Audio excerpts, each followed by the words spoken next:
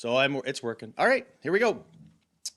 Well, welcome everyone. If you're watching it live, which I barely anybody would, because I just decided to do this like the last second. So if no one's watching live, that's just me playing around, making sure I still know how to do these live streams through YouTube and my OBS studio stuff. But welcome to the 2025 Deanie Awards.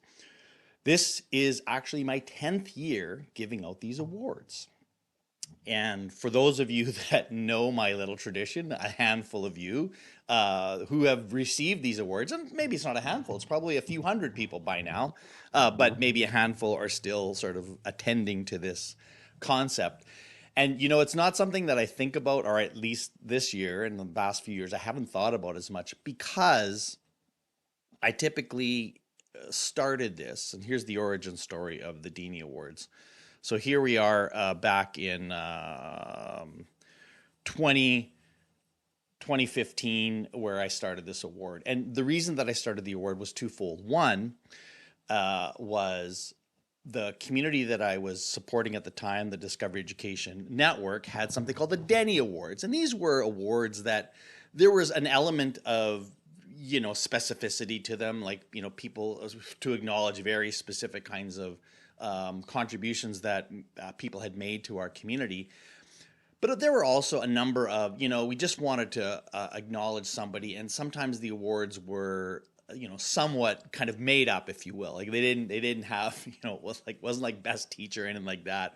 It was just we wanted to show people out, so we got kind of creative with that. So that's was sort of planted in my head, and then at the time um, in 2015, there was an online conversation about do we still really should we be doing like awards in schools, like giving out honor rolls and those things. And there was a number of kind of contentious arguments. People who were very strongly decided, these are not necessary, and they only exclude kids of that nature. And others were saying, no, there's still a place for it. So in my attempt to sort of take down a little bit of the temperature in that conversation, I thought, you know what, I'm just going to start my own, and I'm going to give them out. I'm going to make them so almost. I didn't want to say ridiculous in the sense that they were of no value, but I really wanted just to, call out little things that that I thought were funny, interesting kind of things that in the end they're small delights. I talk a lot about delights that just inspired me throughout the year. So this was a kind of a last minute thing, and I was just off the top of my head, just peppering out weird things and again, there was no rhyme or reason to it.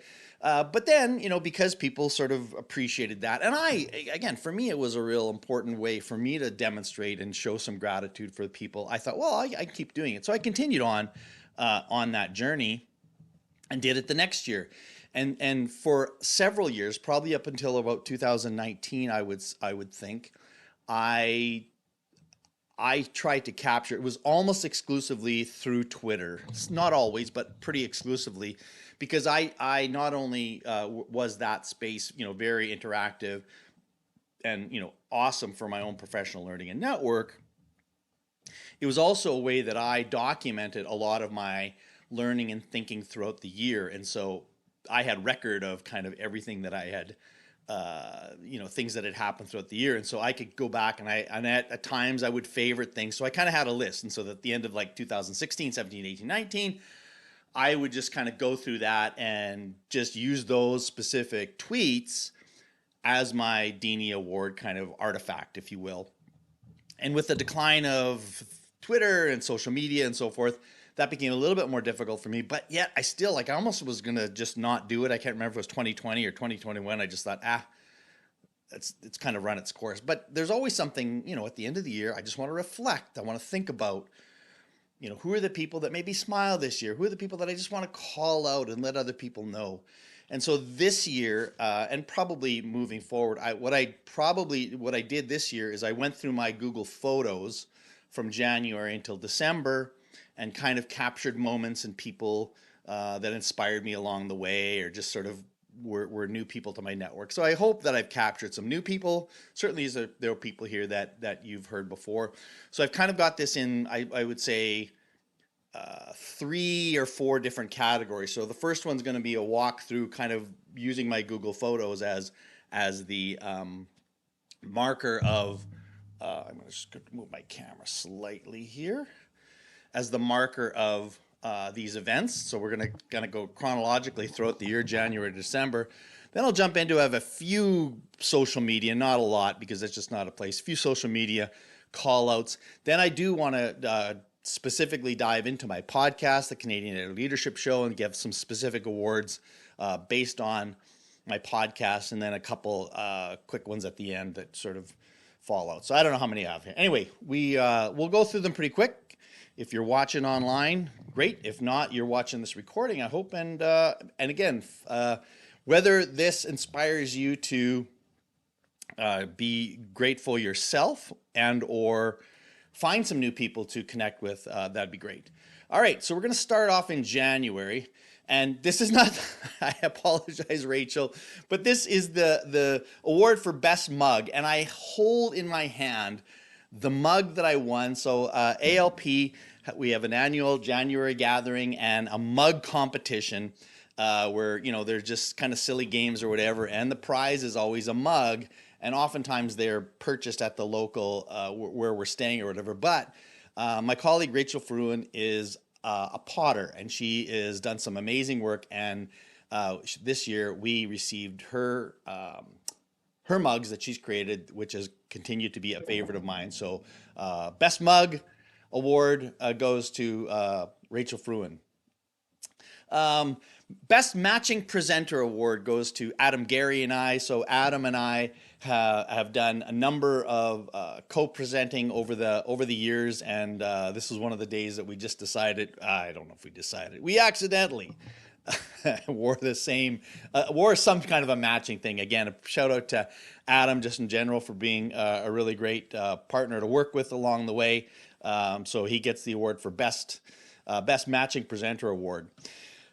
Shortest winter walk of the year goes to another colleague of mine, Kylie Han. Now, this took place in Montreal, and Kylie, who is from Pennsylvania, so she's experienced snow, but she wanted to go. We were in Montreal, went downtown for dinner. She wanted to go for a walk afterwards, and it lasted about a half a block when she just said, that's enough. In her defense, couple things. It was snowing. It wasn't, I wouldn't say it's cold, but maybe for her it was cold, but it was kind of drudgery to walk. And again, the other thing is, I didn't know at the time. I don't even know if she knew at the time, but she was pregnant. She's since had a lovely baby boy in September. But that was the shortest walk that I had throughout the year. So there, Kylie, there's your award for shortest walk. Best trades and techs offering goes to Mike McMahon, superintendent from Fort Vermilion School Division. And Mike had me up there doing some work with AI and took me around his, again, this is a small school division in northern Alberta who has some of the most amazing tech and trade offerings you can imagine. He works with local companies to supply many high-end simulators and other equipment, and really giving these kids a great opportunity for success. So shout out to Mike McMahon from Fort Vermilion. Deanie for celebrity crush moment was with Nora Young from formerly of I think she still does work with CBC, but formerly podcaster extraordinaire. Nora's just somebody that I admired so long. It's one of those things where, like, you know, I'd love to have her on the show. You reach out, you don't know. Some people just say, get lost, but no, Nora says, yeah, let's do this. And so I was just really kind of had a little moment there, a little crush on her as a podcaster. Had her on my show, so that was a big moment for me.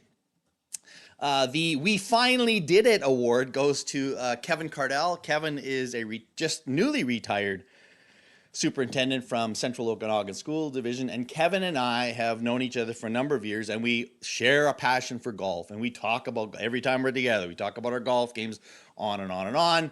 And, you know, it was always one day we'll get to play together, and it finally did happen in April this year. Kevin and I got to play at his home course in Kelowna. What a treat that was, and just always love to connect with people on that. The award for Best AI Parent Night goes to Limestone School Division and or Director of Education, Krishna Burra. So I've had the privilege of working in Limestone for a couple of years now, and they've just done a really great job in their AI implementation. And shout out not only to Krishna, but to Paul Ellison and their team for really putting together a great night that featured some local university experts. I got to speak a little bit. Krishna got to speak. Other teachers got to share a little bit about. Just did a great job bringing that community together. So great. And I've done a lot of parent nights, so this was kind of the best one we had. The award for Presentation Audible goes to my good friend, Dr. Alec Koros. So, funny story. Alec and I got invited to be on a panel discussion in Ontario for one of the school trustees associations. And, leading up to the event, it was a panel discussion. And so we kind of were, didn't think there was a ton to prepare for. And so we were waiting for what were and I think we emailed a few times saying, hey, can you just give us a heads up what the questions are? And there was another presenter that was going to be doing it as well, so from one of the local universities.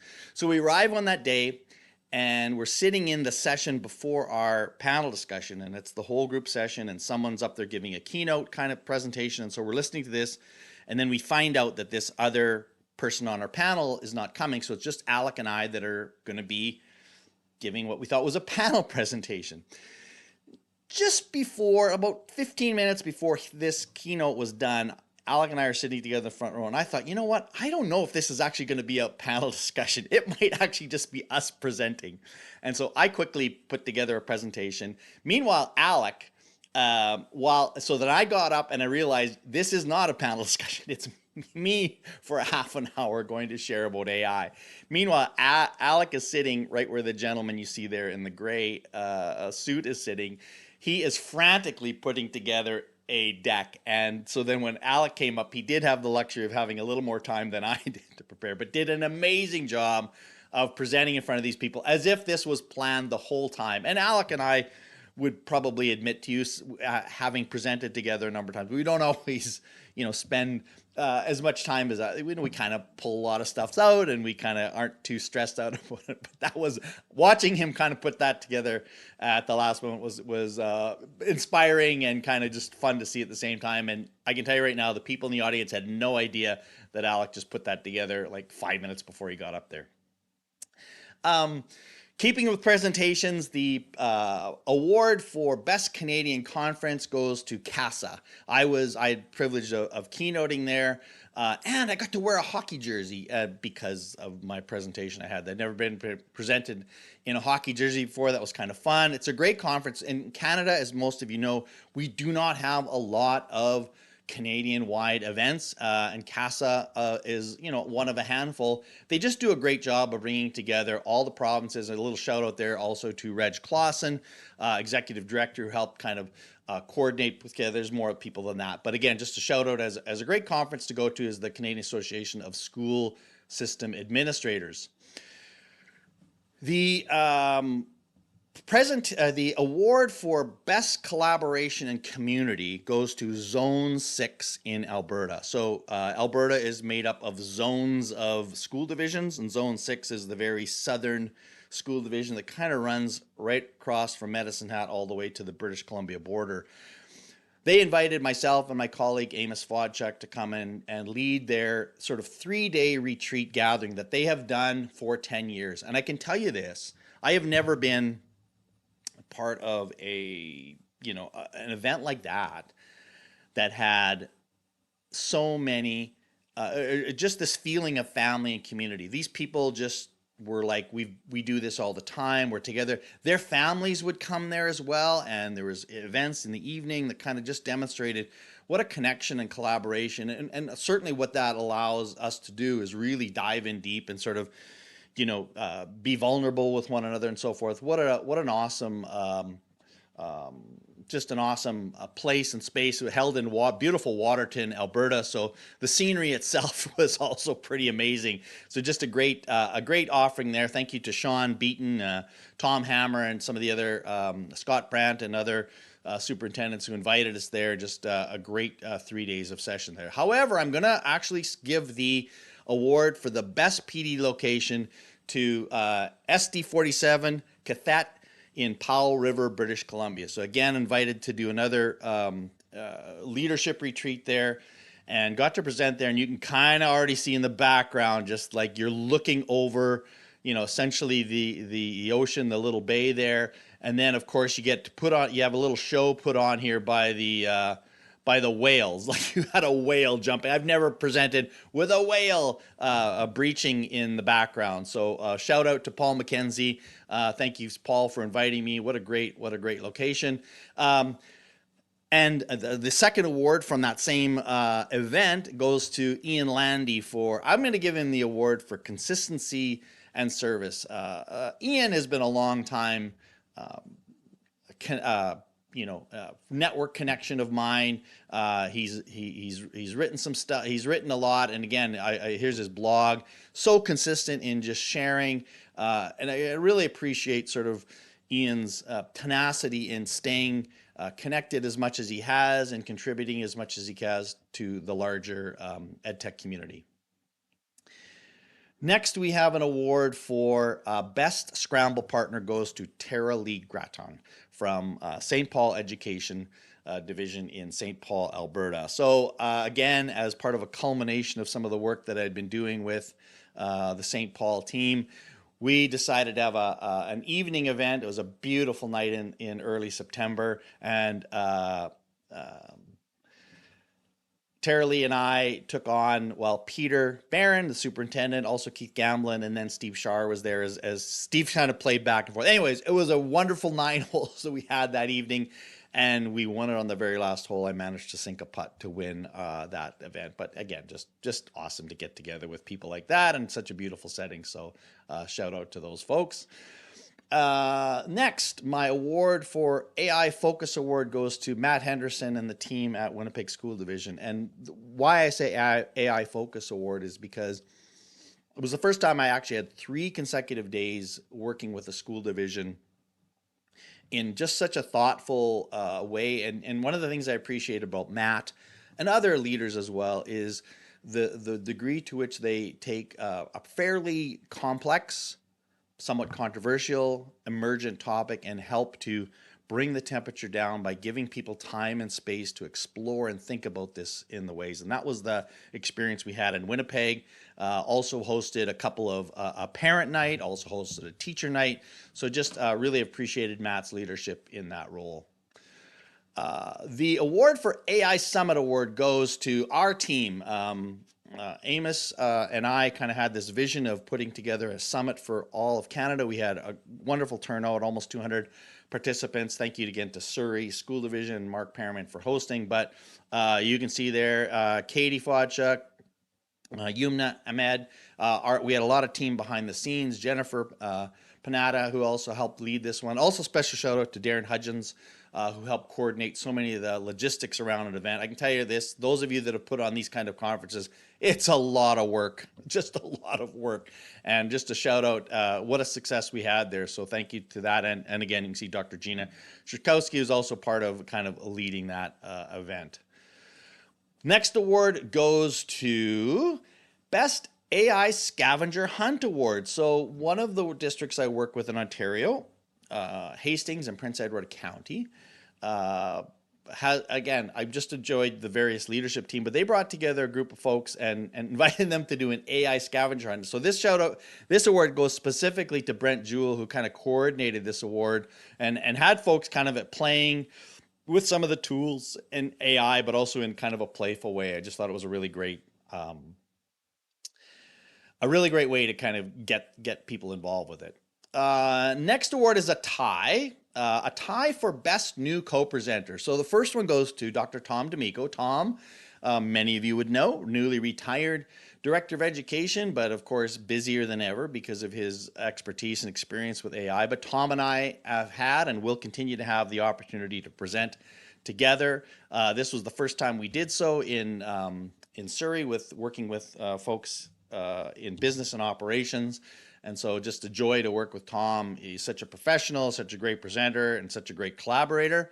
But it's tied because I also had the privilege of working with Katie White, homegrown here, Saskatchewan. Katie does so much great work across Canada and North America in assessment, and brought me in to kind of combine this assessment AI piece together in Golden Hills, and she's just again a delight to work with. Just so privileged to be able to learn with and from Katie. So Katie and Tom will have to share that presentation. So that's it from my Google Photos. I'm going to transition to a few social media. Sort of, this is the way I normally would have done the Deanie. So my Deanie for the best old man music lovers goes to John Becker, Michelle Baldwin. So the joke here is that I am an old man and I like old man music. And so here John recommending I listen to the Tiny Desk episode with the Doobie Brothers. Both Michelle and I would say, yeah, we like that. So that's the Old Man Music Award. And the Old Joke Award, another sort of throwback award, goes to Bud Hunt. And so again, the inside joke is this: when I traveled around, you probably can't read that, so I don't know if I should make that a little larger, whatever. So the joke was, whenever I would land in an airport, I would post and say, hey, I'm in Denver, Minneapolis, Vancouver, and then I would ask if anybody wanted to bring me a sandwich. I know, ridiculous, and I don't even remember where that started, but I kept doing it, and people would just, say something silly. In this case, Bud said, any sandwiches? Bud said, budget cuts. Alas, budget cuts. So it's just kind of fun to go back in time to with some of these things that you definitely were a big part of my network building over the years. Shifting gears just a little bit again, I want to give a shout out to the best new team of facilitators, and this goes to Whitney McKinley, Tanya Sterling, Bill Cochran, and Michael Keckley, who were a big part of the work that we did in Ontario with the Code Network. And so they did a tremendous job of working with districts all over Ontario. And so just a shout out to that team of facilitators. All right, we're going to shift into my podcast a little bit. The first one goes to, most surprising episode goes to my good friend Jason Bucheri. And so when I did the Spotify Wrapped, this said this was the most listened to episode. And I thought, really? No disrespect to Jason, but of course he and I, being such good friends, it's easy to make fun of Jason. But it was a great episode, as all of them are. But that one, according to Spotify, was my most listened to episode. So shout out to Jason. My most inspiring conversation, again, I'm going to give a tie here. First one goes to Graham Mitchell. So Graham was the last episode that I recorded in 2025. And Graham is the founder of Global Solutions. And what I loved about this is that this sort of put on its head the sort of trope, the idea that the world is, the sky is falling, the world is terrible, everything's bad. To say, like, we actually have data, we actually have statistics that would counter some of that. And again, this was not to whitewash any of the challenges that we face in our world. We're aware of them, we're dealing with them, but we also need to pay attention to a lot of the good things that are happening and provide that hope for students. And speaking of students, the reason that's tied is because I got to interview my first student on my Canadian Ed Leadership Show, and this is Noah Permain. Noah is the son of Mark Permain, who's superintendent of Surrey Schools. And, this came about with a conversation that I had with Mark about some of the work that Noah had been doing as an undergraduate in Frankfurt School of Finance and Management, and the way he was using AI to kind of help him. And again, kind of challenges some of the assumptions that students aren't using it well, or there's problems with it. And again, not to say there aren't, but Noah just shared a really, a powerful way in which he's having success, and he's feeling, his learning is growing, specifically because of his use of AI. So shout out and inspiration to that one. All right, a few more leadership awards from the Canadian Ed Leadership Show. So this award goes to Sandra Herbst for we have to have another episode award. Sandra is the superintendent CEO in River East Transcona in Winnipeg. And I've known Sandra for a long time, but I had not yet ever really had this kind of a discussion with her.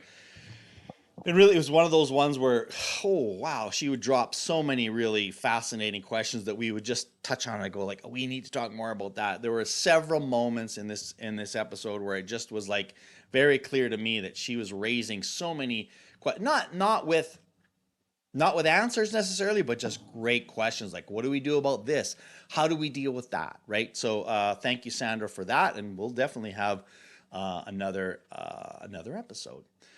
All right, the same guy, different lip sync award goes to Steve Boots or Steve Boutier. I think that's Steve's name, but he went by Steve Boots for many times. Now, this is a fascinating story in so many ways because Steve was and now is again a teacher in Regina, Saskatchewan, who left for a full year to pursue, sort of online streaming.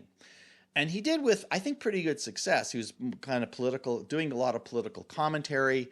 But also, again, I'm just telling you, the end of the story is that he, after a year, decided like, man, this is a lot more work than I thought, and has now since gone back to teaching. So I don't even know much if Steve even is using social. I don't think he's even using social media much at all. He's kind of just now put that aside. But the story was fascinating because he talked about how one of the ways it got started, he had all this content about Canadian politics and education, but his most successful video of all time, he had about 3 million views, was this sort of delightful fun fact about how the same guy who made music for Boney M also made music for Milli Vanilli. So that was just kind of surprising that, that was sort of his biggest win. The Diamond Dogs Awards for fictional professional development goes to Stephen Pritchard and Ryan Kelly of Newfoundland. So these two I met at that CASA conference I referenced earlier. We're doing a session on their professional learning approach, which was using Ted Lasso as sort of a foundation. And so they did a 10-week study for administrator on Ted Lasso and kind of using that as a driver for a lot of the conversation. So really great conversation there. And finally, my last award goes to Camille Williams Taylor for the Doodle in the Boardroom Award. So Camille is the Director of Education in Durham School District, just east of Toronto. And Camille, I think I found, Camille, I noticed when I was working in their school division, was doing this lovely, and I'm just pull it back up again there, lovely doodle of her sketchnoting. And again, just thought she did a tremendous job of capturing that one. And I just thought it was kind of fascinating, her doing that, and she giving her the award then for the Best Doodle in the Boardroom Award. All right, just a couple more and we are finished here. Just a bit more random, but heading back to British Columbia for our last two. So the best superintendent video goes to, and I'll just see if we can pull up a little bit of a screenshot here because that makes it more fun. Will it play here? I'm going to refresh my screen here. It goes to Mark Permain. There he is. Here